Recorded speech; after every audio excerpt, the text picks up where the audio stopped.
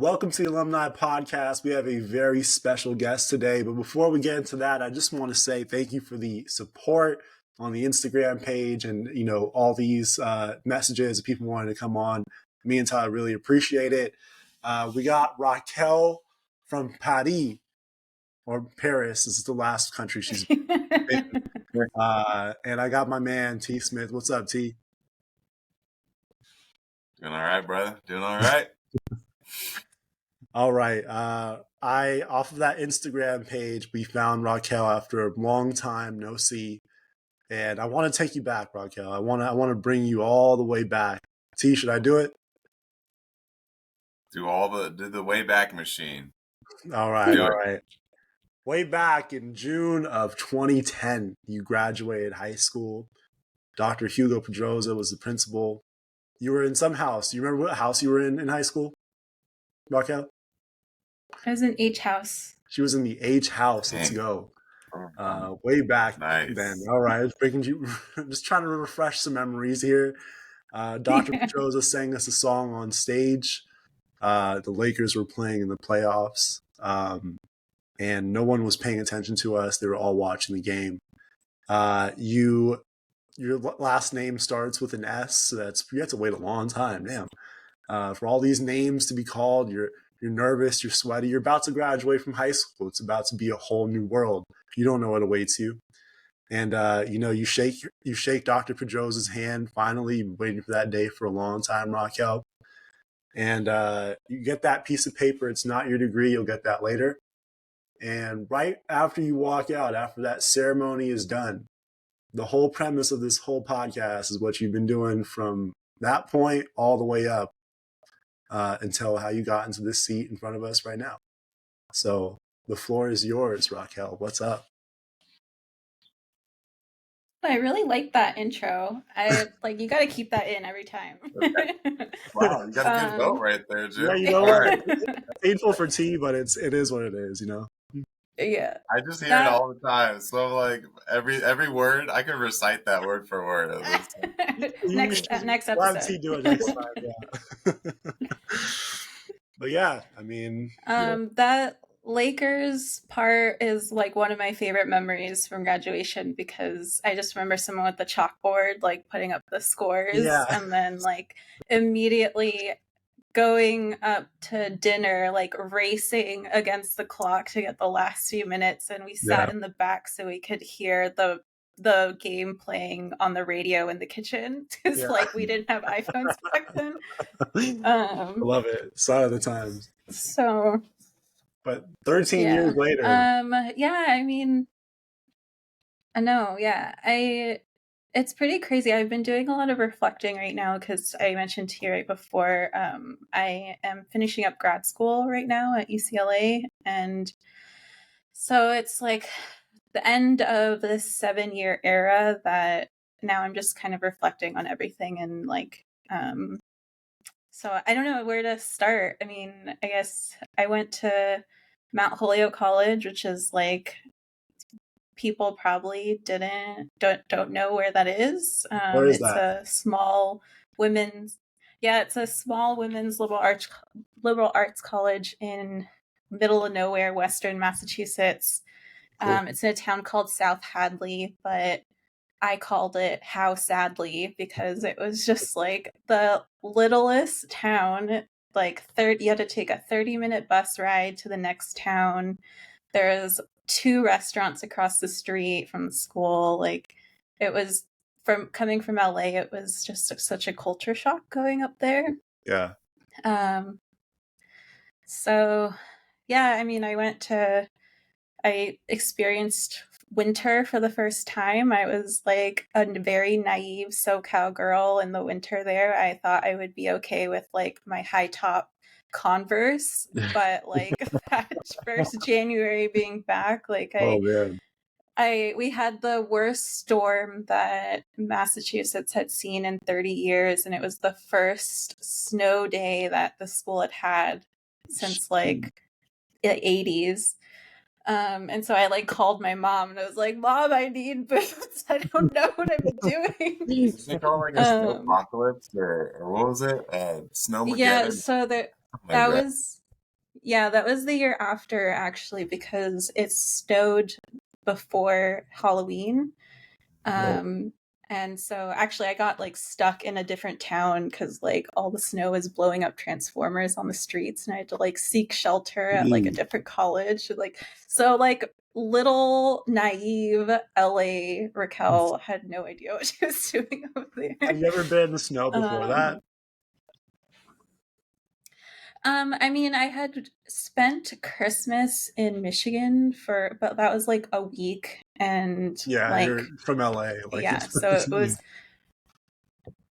like you had a week where the novelty never wore off, but like living with winter for like 6 months of the year was pretty rough. yeah, And yeah, like I didn't know what, yeah, I didn't know what like seasonal depression was until I actually got out there. I was like, oh wait, like sunlight actually yeah. helps your mood. Did not know that. Yeah, Snow doesn't look as Um, cold on TV. You know, that it's hard to capture over the TVs what the actual temperature is, you know, for these LA people. But yeah, it can be brutal. yeah. It can be for brutal. sure. Okay, you're freezing your Yeah. butt off in the first like month or two that you're there. Uh, take me from there. That's crazy. That's. I mean, first of all, I've never been in the snow. Just you know. So I can imagine it's pretty tough. I mean, it's pretty cold. Yeah, so went to school, studied biochemistry over there. Thought I was going to be pre-med, and then realized that I had to take like a full year of physics. And I was like, that is not happening. I do not want to do that. Don't want to work in a hospital. And I actually, before I in high school, I did a summer internship at UCLA where I did some research in a lab. And so I got really interested in research and actually got like an undergrad research opportunity at Mount Holyoke. So like I was in the lab from the start of undergrad. So yeah, I ended up like wanting to do a PhD. And for the purpose of actually like teaching, I thought I would like to like research, but during college just absolutely hated it. But I was like a small group tutor for my classes for like 3 years, and I like absolutely fell in love with working with the students and teaching biology and making worksheets and like going through exams with the students and stuff. So um yeah, um the one thing I do have to say is like, I know you said that you guys are open books, but like I think everyone romanticizes college, and I did not have a very good college experience. It was like actually really hard. Like I said, like I had seasonal depression like for the first time, did not know what that was, and then Right. realized that I was like a very anxious kid. So just like the pressures of college just like ramped up anxiety so bad. And um since like my family didn't have a lot of money, so um, I only came home twice during that whole 4 years. And most of the breaks I had to spend like with other friends' families because I just like couldn't travel to see my family. So it was like pretty lonely time, really hard, like really grew up fast. And but I think yeah, I thought that college was going to be this amazing like Experience. liberating experience Yeah. that everyone thinks about from the movies, but for me it was like a super lonely place that I would get sick to my stomach like going back to school, just like the thought of going back there. um but I mean, I made the most of it. So I know. Good job, first of all. It's hard to be in a new environment. And, yeah. a lot of people who come on here talk about that too. Like when they first go to like this random town, they don't know anybody, no familiar faces. It's really tough to acclimate. So definitely kudos for you on that, Raquel. How did you like, it seems like you're scientific minded. Like you kind of knew that that would be your major and that's what you're good at. How did you discover that? um it was actually in my AP Bio class at SAMO. Was I guided? had, I think her name was Miss. I had Miss Song, actually. I was very happy to not get Gaida because he was like notoriously hard. Agreed. But I loved AP Bio. Like, I actually remember having fun during that AP Bio exam and being like, I know this. Like, this is so cool. I really, like, I know this answer. And I don't know what it was about it, but like that, I loved AP Bio so much. So I just kind of continued with that in college. Just from there, yeah, I got you. But you're more scientific math minded than you are like English or like writing, right? I would say I'm more biology, but I do also dance. I had been dancing for like since I was really little and continued dancing through college and even up until last May.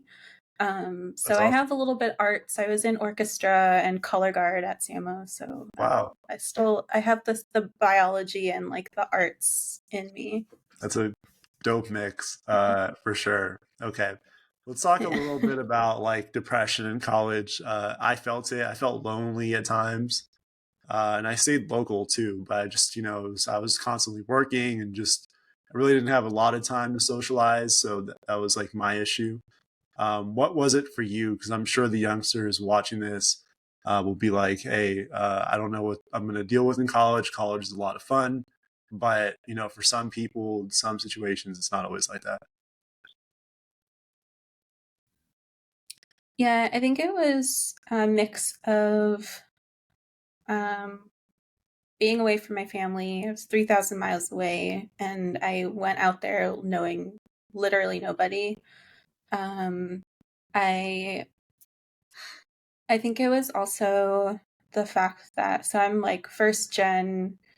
It was like a primarily white institution. Like a lot of this, it was not. They say there was a lot of diversity on campus, and there was like globally, but like a lot of my classes, I was one of the few like Latino students there. And so I had a really hard time, um, like feeling like good enough. And I felt like I had to, like, I was never as smart as my classmates. And I think actually college brought up like the worst parts of me. It just like I was hyper competitive, always just working, would kind of not even socialize sometimes because I was like, I need to go study. Mm-hmm. And it just was like a vicious cycle of like, don't go see a lot of people and hang out and have fun, go into the books, feel like you're not smarter or smart enough like the other students, and then you just like keep going in circles.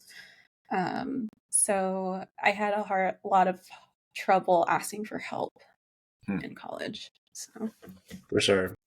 Yeah, I think one of the biggest things I realized too is using the support network. I also went out of state. I was in Colorado, so definitely feel you on the weather front of how cold it can get and being, whatever, 1,000 miles away from home. So I think, leaning on the network. I was in club hockey, so fortunately I had some guys, kind of a built-in friend group, I guess. But depending on when you picked up the dance in college, that might have been something that you developed later. But um, did you have office hours with professors, or did you end up kind of turning that around at any point in college where you did kind of reach out and get used to asking for help?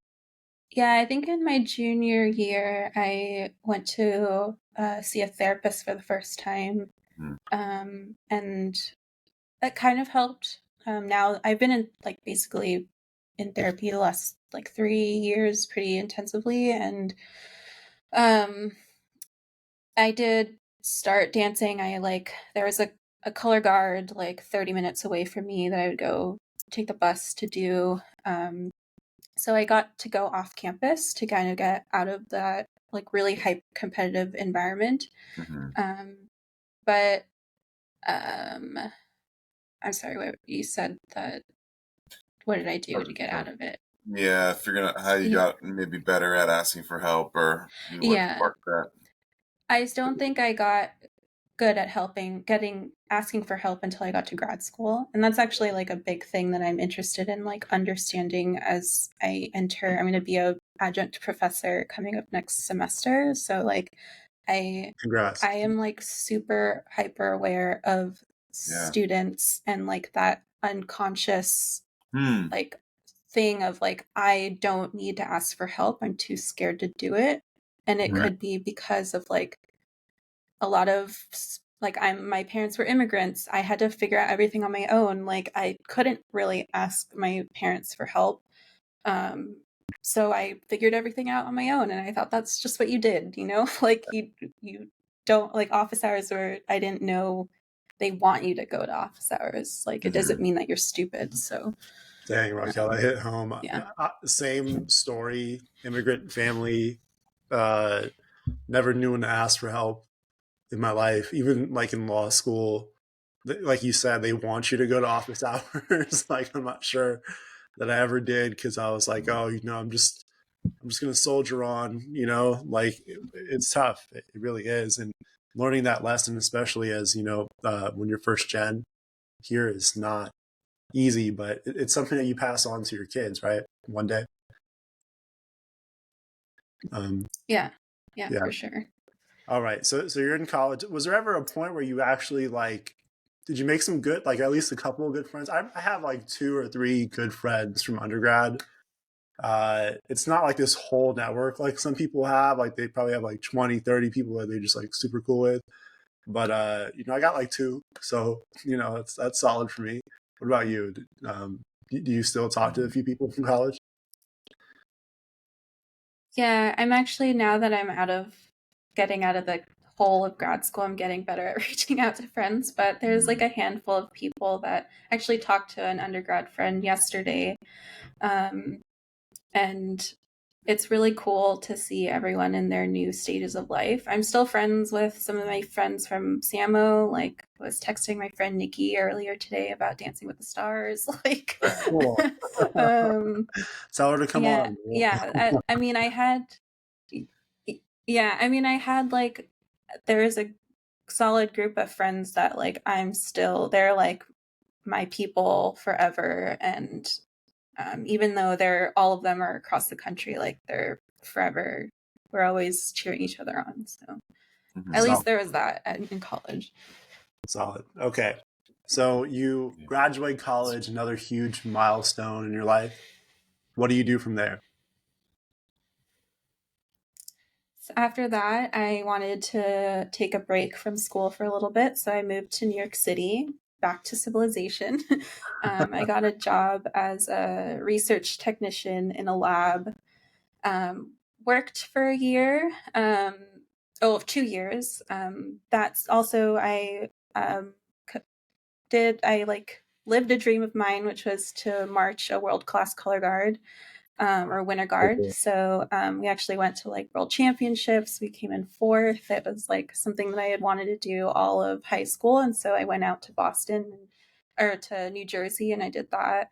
And then the following year, I was applying to grad school, but I also still wanted to dance. So I joined a Mexican folklorico dance company in New York City, because that's what I did growing up, was dancing folklorico. So it was the first time that I got paid as a dancer for like performances, and it was super cool to be in an artist city, living on my own over there, like working full time, but having this like gig that was a hobby that gave me a little bit extra income. So it was super cool, especially after being in the middle of nowhere. Like living in New York City was so awesome. I agree. I'm going to talk a little bit about New York because I visited for the first time in September. Oh, nice. And it was so like beautiful and like amazing. I was in Manhattan the whole time. I don't know what part you stayed in, but like just the week like flew by so fast, and like it just felt like I was in a different world. Yeah, it's like, especially during the holidays, it's like it's like a wonderland, like holiday wonderland. So I definitely heard that. I missed the Christmas decorations part, but one day I'll return. Yeah. We'll do that. Yeah, So you got like 2 years to basically like work and find yourself and do your dreams of dancing and color guard. How helpful was that to you? Like, I mean, after 4 years of what it sounds like basically unhappiness and sadness, like 2 years of like actual like bliss, right? Yeah, I mean, there's still a lot of anxiety coming out of that because, I mean, 4 years of being pretty miserable for a long time, like, Yeah. there's remnants of that still. But I think I was able to get out of that hyper competitive mindset and just like ask myself what really made me happy. And like, I was still working and like still kind of on this trajectory. I'm like a Capricorn Sun, Virgo rising, if that means anything to you, but like very hardworking and Tyler, dedicated. yeah, Yeah. Tyler's like, no. Yeah. people watching, yes, they probably are like, I feel you, But Raquel. You know? yeah. But it was just like, I mean, to be not in school where I could just like be just like exist and do things that I really liked. And sometimes I would go on the subway and I'd get off on a random stop and just like explore wherever neighborhood I was in. Like I had never felt that sense of like, what do I want to do instead of like, what Mhm. do I need to do to get a good grade? Or like, what am I going to do to make this professor like me or something? Like it was just, what Yeah. do I want to experience and explore? I agree. I feel like in grad school, I went to physical therapy school and work in healthcare. And I feel like I was Oh, just cool. constantly under some deadline. There's some due date of some paper and group project, and you're juggling all these things and dates and timelines and getting into the real world of PT. Like that's the fortunate thing about my job is there's no actual deadlines. There's no projects that I'm like beholden to from some boss. You just treat the patients that come in, so it's kind of interesting because a lot of people do have jobs where that's like a significant portion of everything. Like they build up to a specific deadline and this thing is due by a certain date and everything. So I'm fortunate not to work in that industry, I guess. But I definitely empathize with what you're saying about like having this constant low grade stress in school all the time is always like a cloud hanging over you. So I'm amazed you went back for grad school after all of that. That's impressive. Yeah. What part of New York did you It's stay in? impressive. So I lived in Astoria in Queens, but I worked on the east side of Manhattan at Rockefeller University. So See, yeah, got best of both worlds in New York. the only reason why I know what Astoria is because of a Biggie Small song on his album, like back in the day. Like, but that's super cool.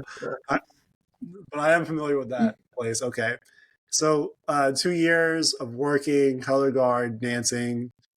Still kind of feeling the effects of college.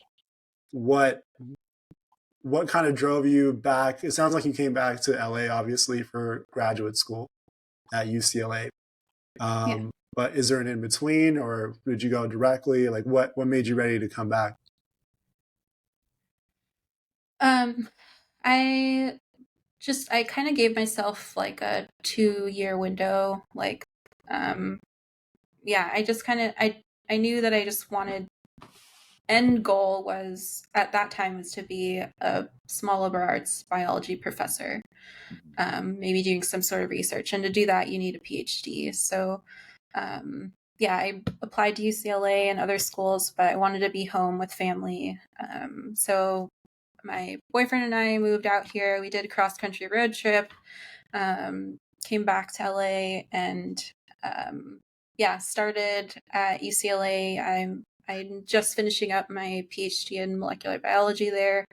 And it was the, like, if I thought undergrad was really hard, like grad school just like blew that out of the water exponentially. Like it was the Right. hardest 7 years of my life. Mhm.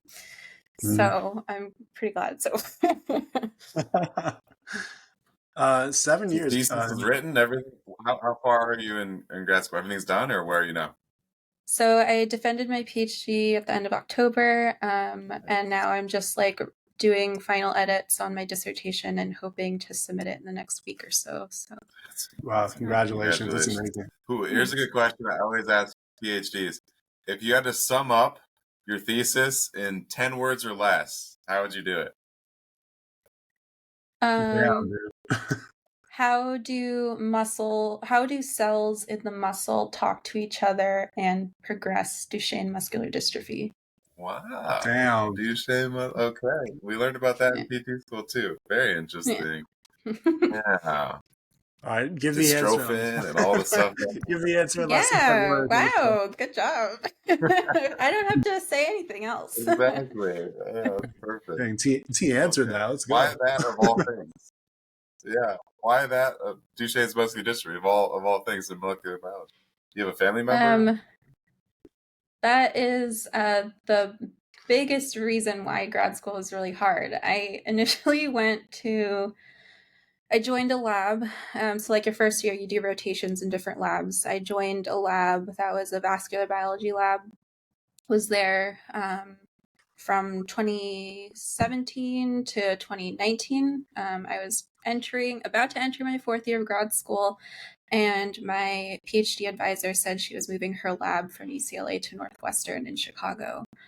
And I did not want to move. Like, I specifically moved to UCLA to be with family, to be dancing in the community, be here with my support system, and I wasn't going to sacrifice any of that, even if it meant starting over. So I had to basically start an entirely new PhD thesis in my fourth year of grad school. So I, thankfully, a friend told his advisor, her name's Melissa Spencer, that I was looking for a lab, and she was very interested. And so she adopted me and gave me a new opportunity to finish out my PhD. And I'm like forever grateful for her like reaching out. So I just kind of fell into Duchenne muscular dystrophy. Wow. Okay. But it was meant to be in a way, right? Right. It actually was. Like, she ended up being the mentor that I actually really needed.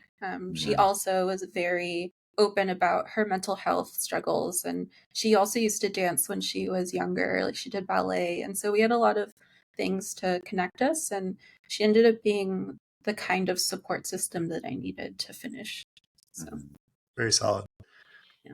It sounds like a huge difference for you was your support system at home. How important is that to being able to finish this whole journey, especially when school gets harder? Grad school is like the big leagues. I mean, when I started law school, it was crazy. Like, people were plotting, and it was really competitive. So I can imagine it's like probably similar or the same in that area too. Yeah, I mean, it was just a difference to be able to go home and just have breakfast with my family on Sunday mornings at the beginning of grad school. And to the point where this last summer, I was so over my head, like overwhelmed with stress and writing my dissertation. And my boyfriend's a third year in medical school, so he also has no bandwidth for anything right now. That my mom came over and like helped me clean my house and like made me dinner a couple weeks before my defense. So it's like that kind of support. Like, I don't think we're meant to do these big things on our own. Like, we are community driven people and evolved that way for a reason. So like they were like really instrumental in me like finally finishing. So did your parents try to talk you out of moving to Massachusetts when you initially brought the idea up, or were they like, oh, that's going to be a great experience, or what was their take on your whole decision there? They were supportive. It was more of like financially, they would have rathered me go to a state school. And I sometimes wish I listened to them because like I'm still paying off undergrad loans. But yeah, I mean, they weren't trying to like keep me in. It was more just like a financial thing. Wow, that's amazing. I think that a lot of portions of your story thus far like make a lot of sense. I think it was really bold and amazing that you went to Massachusetts, and I think it led you to going to New York. You met your boyfriend somewhere along the way. You moved back home so you can value home based off of your previous experiences and like know the difference kind of.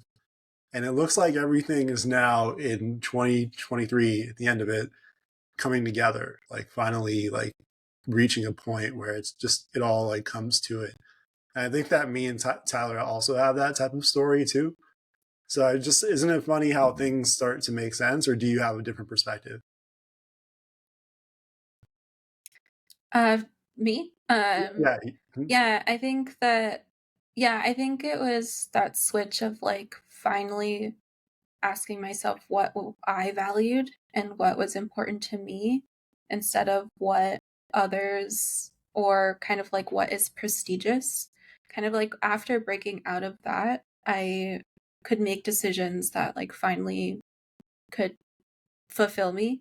Mhm. So now, like even now in this new jobs that I'm taking, they don't pay very well, but I'm doing the thing that I wanted to do since I was in high school. Mhm. So I'm like super excited to finally like live out my dream. So yeah.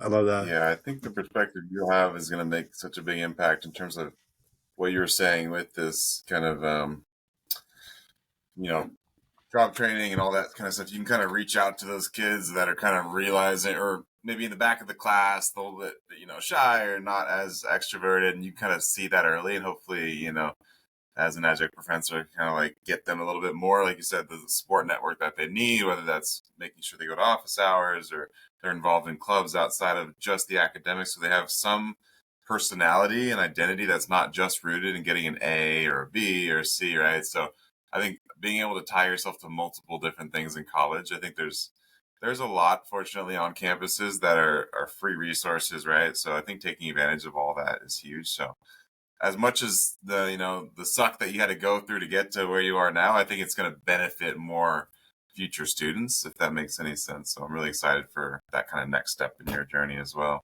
for sure. Yeah. Now I'm gonna Where else ask you a want to go with that, question. Jim? I'm gonna ask a question, and it's kind of a sucky question because you've worked so hard to get to this very point, and to think about the next step is like, damn, another chapter. What are you gonna encounter on that step? I'm gonna ask it anyways because I like to see. I think maybe you'll come back to this podcast or something like that, and maybe you'll be 100% right or 100% wrong. Either way, it'll be great for round 2 of this podcast. But uh, what is the next step after round 3 of grabbing a diploma or degree and embarking on the new world? Yeah, I mean, I hope to be a tenured professor at some college, or I'm also really interested in community college.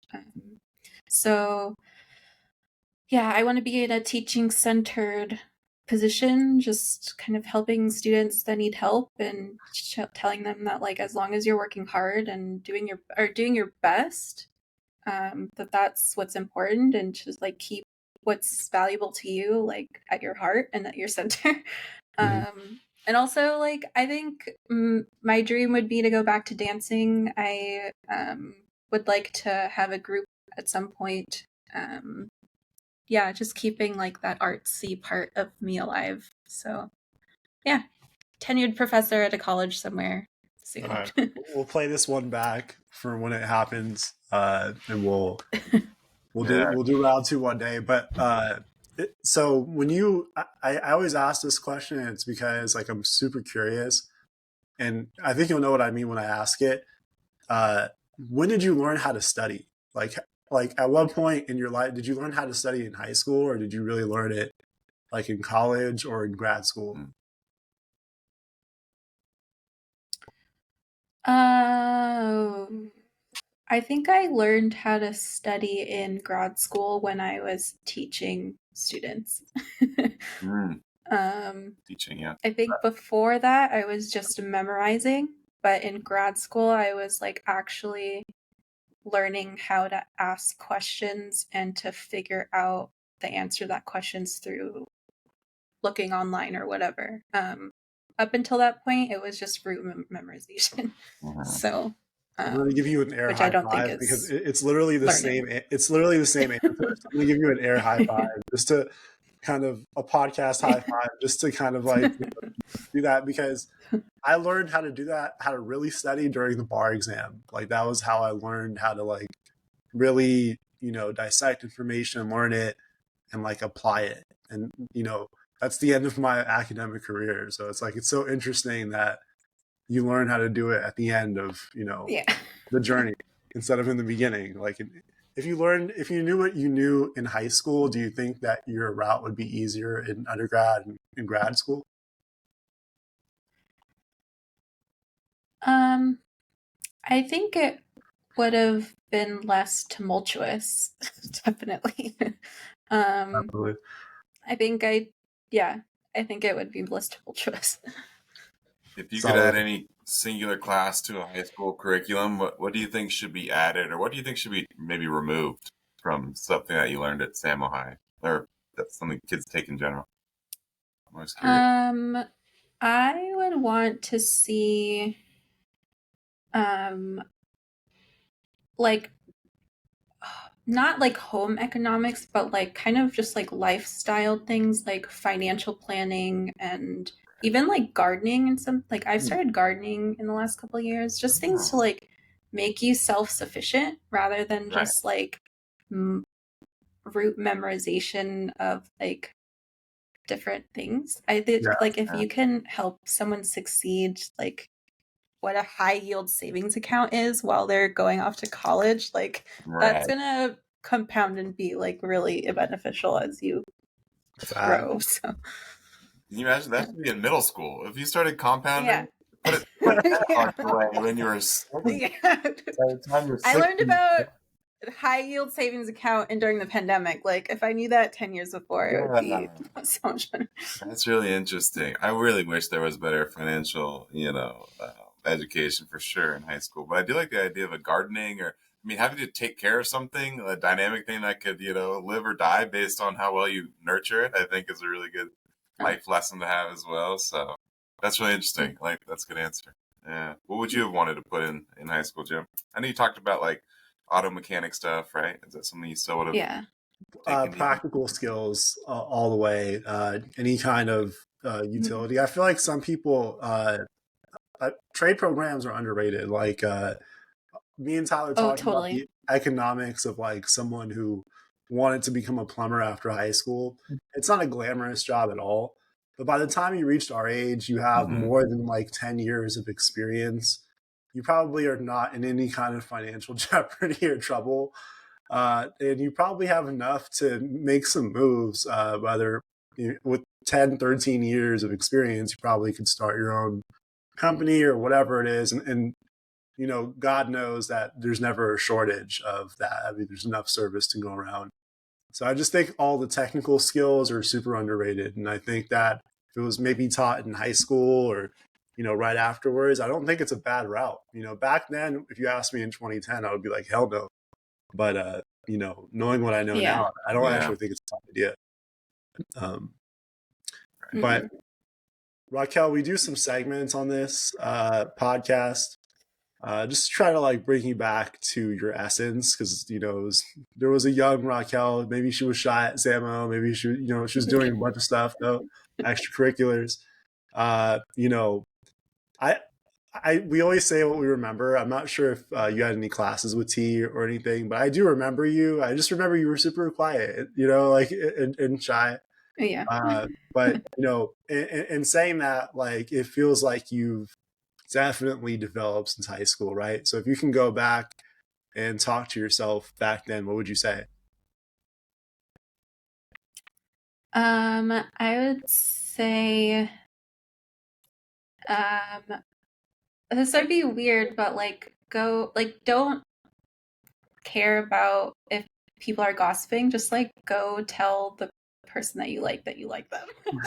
Like, just be a little bit more like, just be a little bit more risk taking, and don't be, just be more risk taking. Like, it doesn't matter in the end of the day. So. And don't go to Massachusetts ever. Yeah. Never East. West Coast, West Coast. That's the same. Yeah, exactly. T, do you remember Raquel in high school? Yeah, I was too cautious in high school. T, do you remember Raquel in high school? When I saw your picture, Jim sent the picture. I was like, I do remember her, but I don't think I had any classes with you that I don't think so. But because I didn't take AP Bio, even though I was a biology major in college, I didn't take AP Bio. And I took physiology instead, so I don't think so. But it's when I saw the picture, I was like, I definitely remember her in the hall. I'm sad we didn't have any classes with Raquel. Like, that would have been dope. Yeah, that would have been super cool. So T, I think you might haul off the rapid fire now. Cool. Yeah. So we do have a lightning round question kind of segment here as well. 6 questions, so it's kind of bringing you back to Santa Monica, Samo High, kind of that mindset, right? So we'll go here with the first one. Best off-campus lunch spot. What do you think?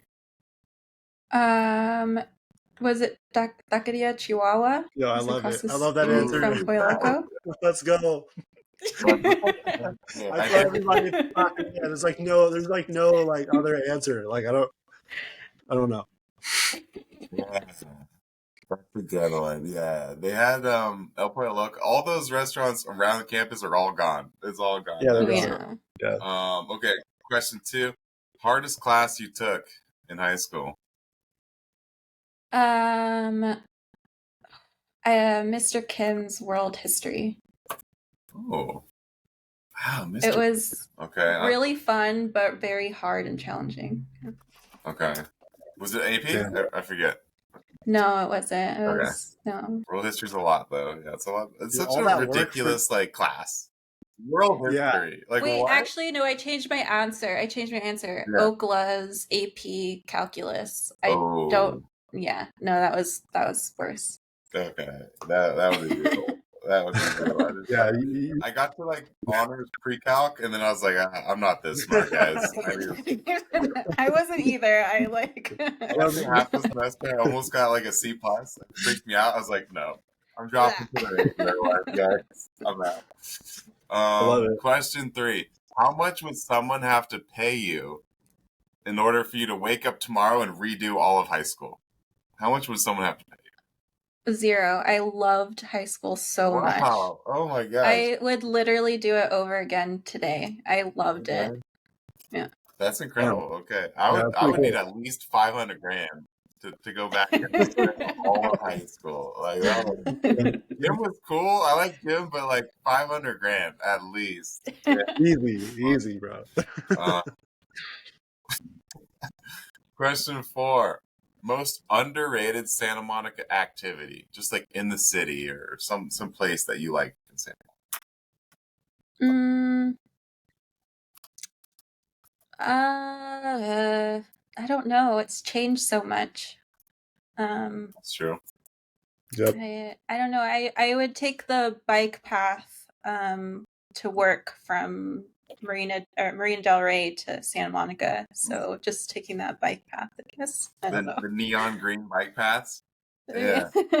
Those are nice. I bike to work now, so it's enjoyable. Just don't take Lincoln. Lincoln's too bad. No. Yeah, or PCH. Remember, don't cycle on PCH. You'll get hit. Question 5: best restroom on campus to take a dump. Speaking about plumbers. I guess the bathroom I would use the most with is the choir room, girls' bathroom. Because I lived in the band room. That's awesome. Yeah. I don't remember many of the bathrooms, to be honest. Maybe the wrestling bathroom, but that's kind of gross. I don't know. Yeah. Question 6: Two more. Most attractive teacher that you had.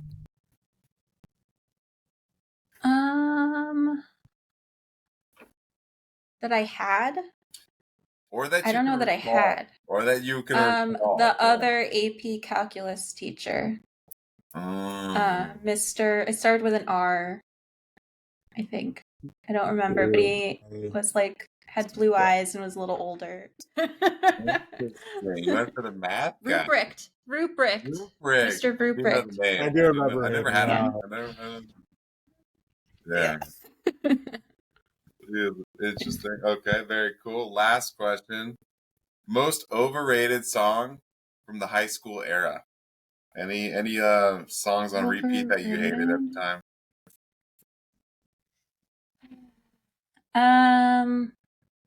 The song that replayed a little bit too much was Apologize. It just was a little sad.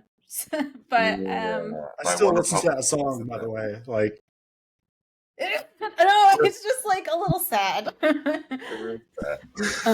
We need all yeah. I don't know. I'm so into all those songs still. So we're still trying to get Connor Vance to do a violin cover of "Tonight's Gonna Be a Good Night" by the Black Eyed Peas. That's like our goal, is to have that on the show. Okay, I'll message him on Instagram today and be like, here's more peer pressure. More he already promised us, so I don't know why, he wouldn't, He needs to deliver. Come on, Connor. Yeah. That was the last lightning round question I got. Jim, you want to wrap it up a little bit or what? Yeah, so we always leave our guests with the floor to say something to the class, to basically kind of communicate to whoever you want, the youngsters watching, or and to just leave us with a word that you want. It can be short, it can be long, whatever you want, and the floor is yours. I think I just want to say that I have Samo like in such a special place in my heart, and if I like get emotional, I'm sorry, but just there's a lot of people that I didn't keep in touch with even through high school, that I was really close to in middle school that I wish I had. I was too much in my bubble and kind of like too scared, I guess. Like I was very cautious. So there's a lot of people that like I love dearly that I didn't talk to a lot then. And I just like, I really wish we had our high school reunion, because it would have been really nice to see everybody. And I think I just want to say, like, we came into the adult world at a really hard time. So like whatever anyone is like doing is valid and awesome. And like, I just am really, I hope that I can see what everyone's doing and that it's like helping them thrive and all of that. So yeah, I love Samo so much and all the people that have come out of it. So well said. Very well said. Well said. Yeah. And it's the basic premise of this whole podcast is that we get to one-on-one go up to everybody and kind of find out what they're up to.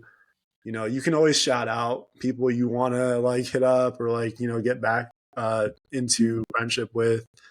Me and Tyler have on and off, but like, especially in our adulthood, have been super close. And that's why we started this podcast, is essentially because of the reason that you just said, is that, we actually do want to like get to know people again. And, this time, 13 years later, where we're all not just academically focused and not running on a wheel. And I think that that's important. I think that is super awesome that you said that. I agree. Thanks for 100%. Doing this. It really warmed my heart to see this kind of pop up. So, yeah. That's the best. That's the best. Thank you, Raquel. We did a good job. I love this. We did a good job. Honestly, like, thank you, Raquel, for coming here and being brave enough to like share your story. That's super awesome. Seriously. because like again, we didn't know you that well in high school, but like to come on and just be open, I mean, it says a lot about you and how far you've come and your growth and everything. So I definitely thank you, Raquel, for being on the show. Yeah, 100%. And that wraps up the 11 Night podcast. I will see you guys later. Into the next episode. We'll be recording a lot more. All right. See ya.